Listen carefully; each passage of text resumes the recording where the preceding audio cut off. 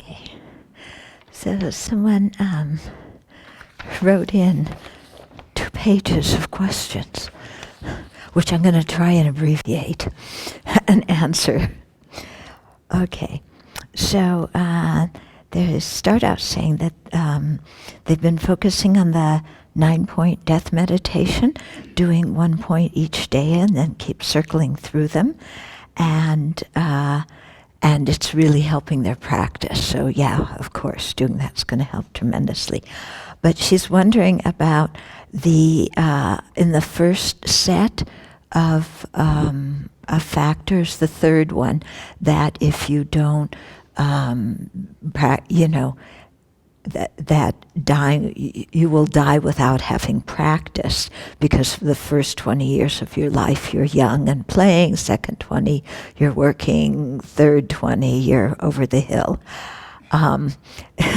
Yeah, and so she was saying it seems like that third point in the first set should actually belong not with the points to meditate so that you reach the conclusion, I shall practice the Dharma, which the first set is for, but it should be with the second set, I will practice the Dharma now.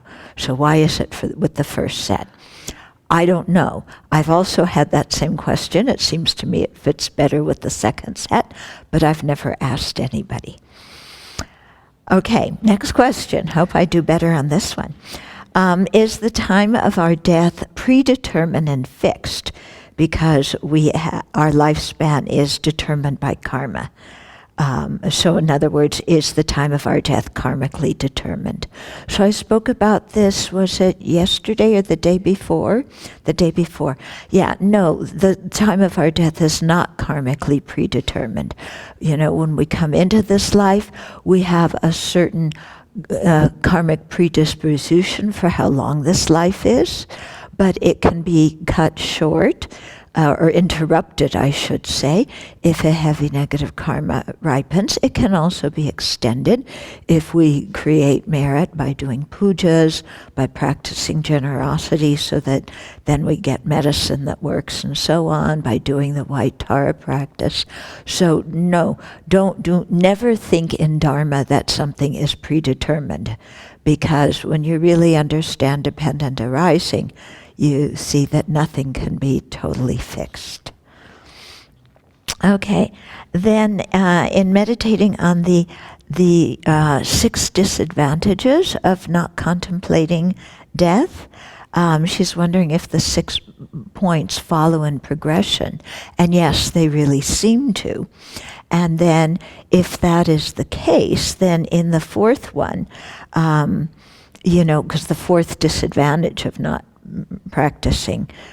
remembering death is that you don't practice purely. So the 4th benefit is that you do practice purely. Then why, if they're serial, is the 5th one that you won't practice earnestly and consistently if you don't remember, but you will practice earnestly and consistently when you do remember? In other words, the question is, if you're at the point where you can practice purely, why don't you practice earnestly and consistently?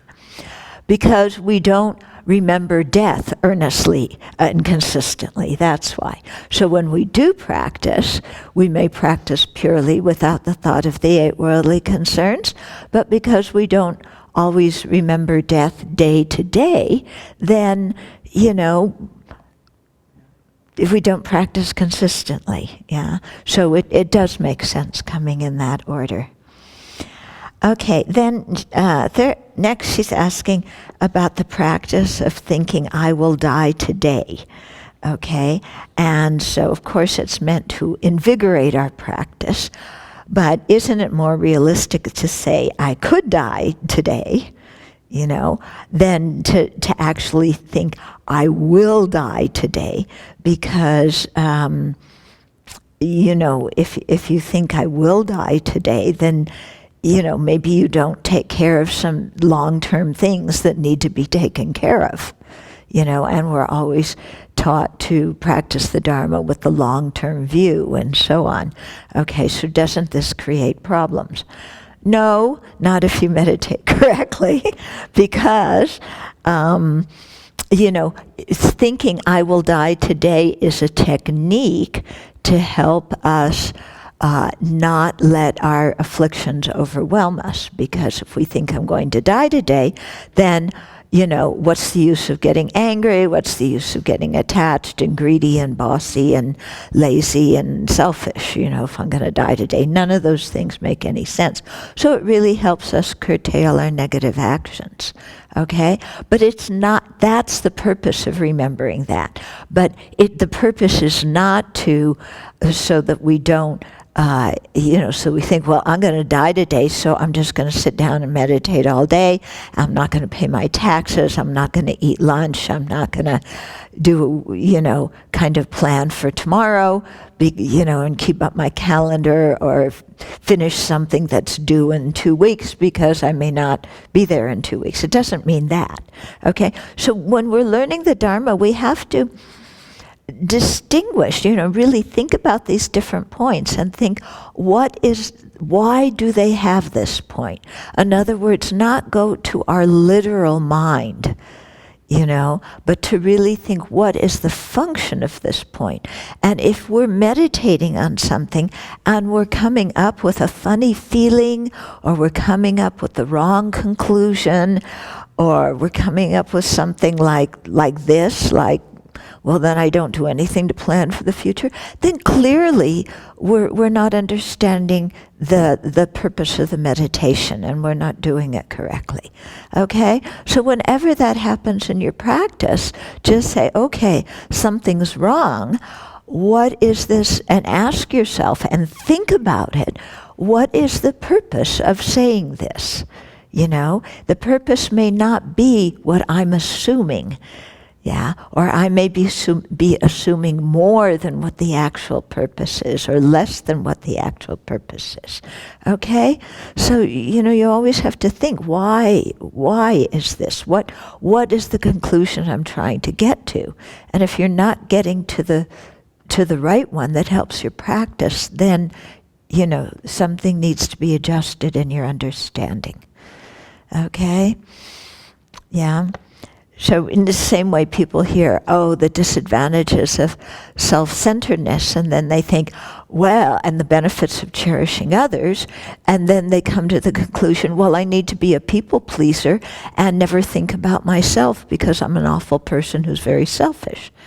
Now that kind of view is going to really, get you in the hole. It's not going to get you to have a Dharma mind, because people pleasing is not Dharma. And beating yourself up and feeling guilty is also not Dharma. So if you're getting that kind of result from thinking about the disadvantages of self-centeredness and the benefits of cherishing others, then you need to really ask yourself, what's the purpose of this meditation? And what am I trying to get at?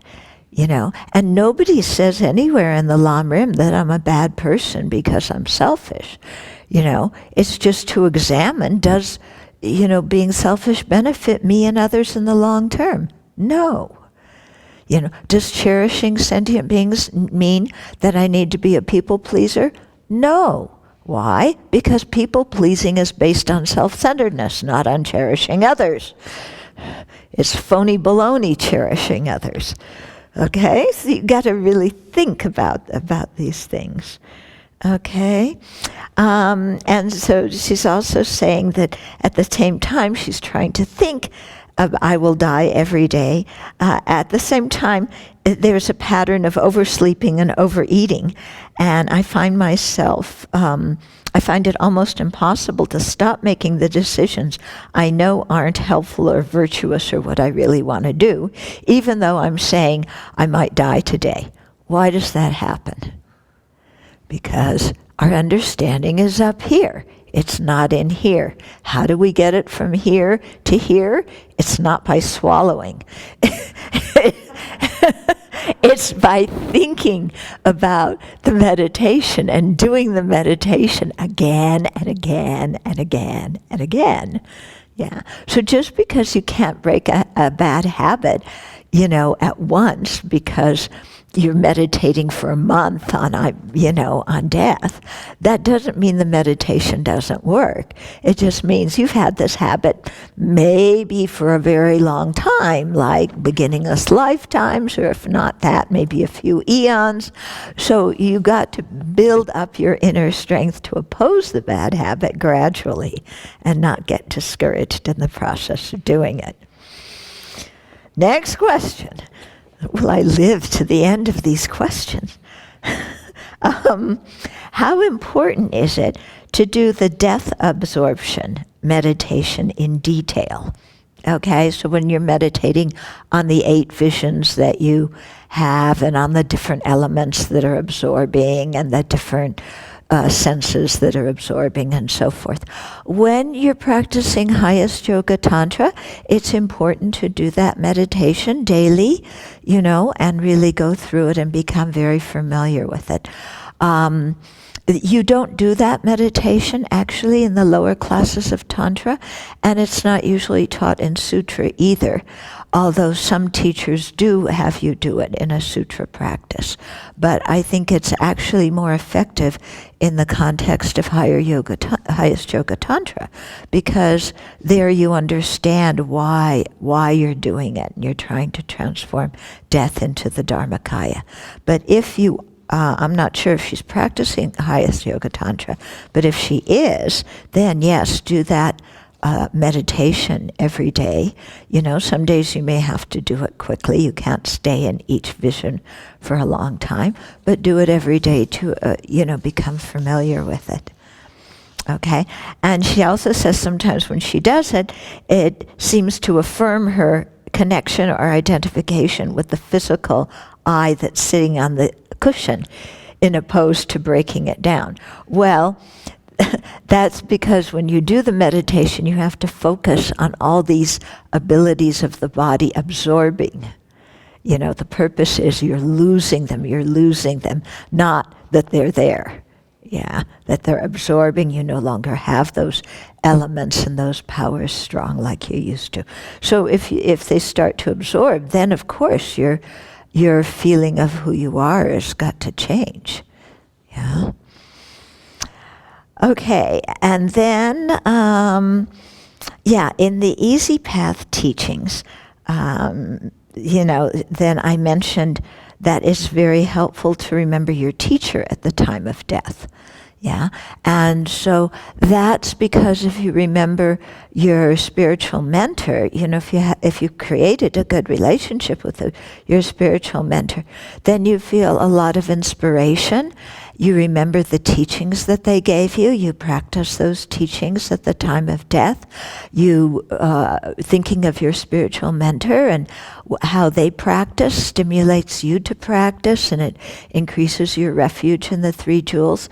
And so all of those things happening at the time of your dying, especially being inspired to practice at the time of death, then that's a big benefit from remembering your teacher when you're dying.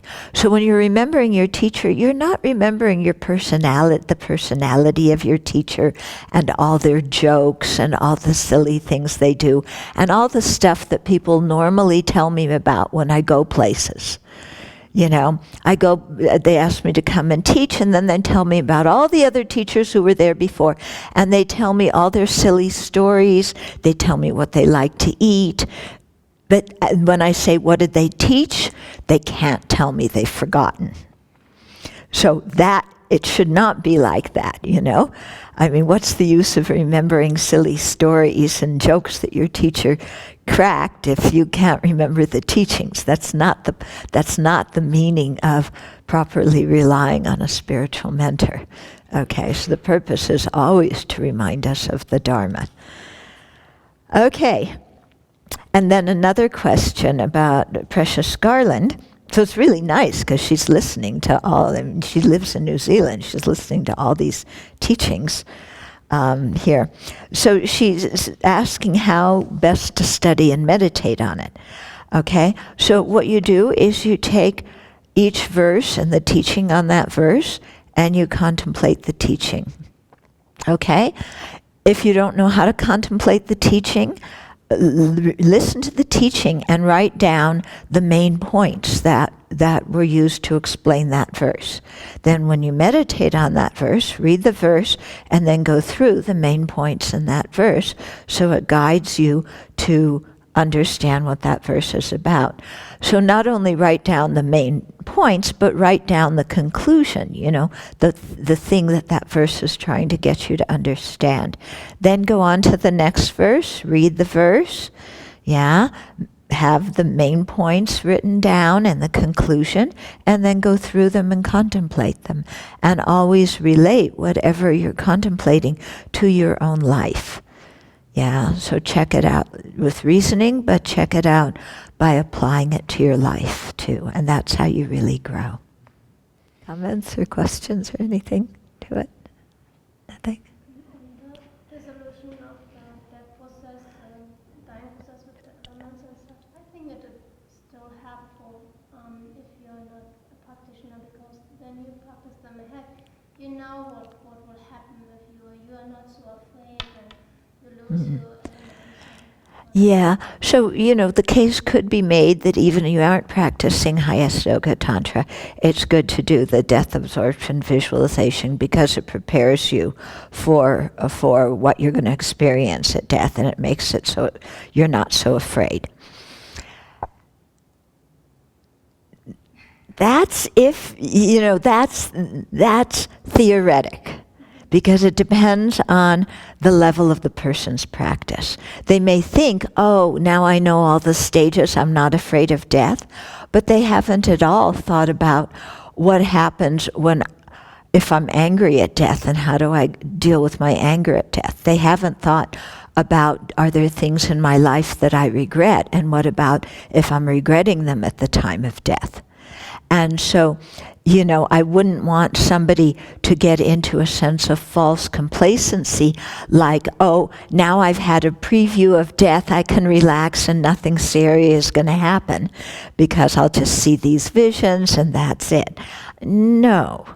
There's a lot of other things going on, and you need to train yourself to see these visions so that you can meditate on emptiness as they're occurring. So it doesn't hurt to do them beforehand, but they're not usually in the Sutrayana, but they're not usually taught in that way because, they're really taught in the context of transforming the death into the Dharmakaya. So I hear lots of people say, I'm not afraid of dying, I'm not afraid of death, I'm just afraid of dying. Of the pain of dying. The pain of dying is something to be concerned about. But to say, I'm not afraid of death, at death there's just nothing. Are you going to feel pleased about becoming nothing if that's your worldview at the time of death? Do you think you might grasp at being something?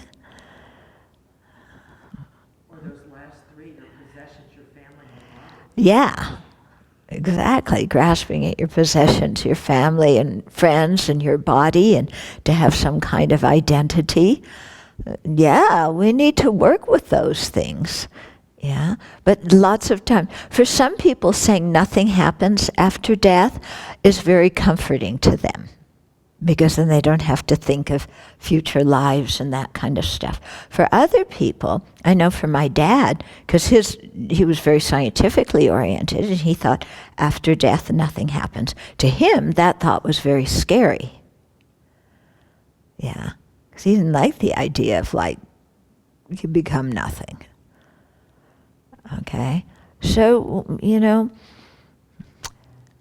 my idea is very often we believe things that make us feel emotionally okay. Or we take things and we make them so that they make us feel emotionally okay. And while sometimes that's good, sometimes we need to be shaken up to provoke us to practice. Now here I'm talking in terms of practitioners. For people who don't practice, it's useless to get them shaken up, because they have no tools to deal with it and no willingness or interest in learning any tools. So for those people, when they're dying and so on, you just want to do things that will pacify them and keep them peaceful.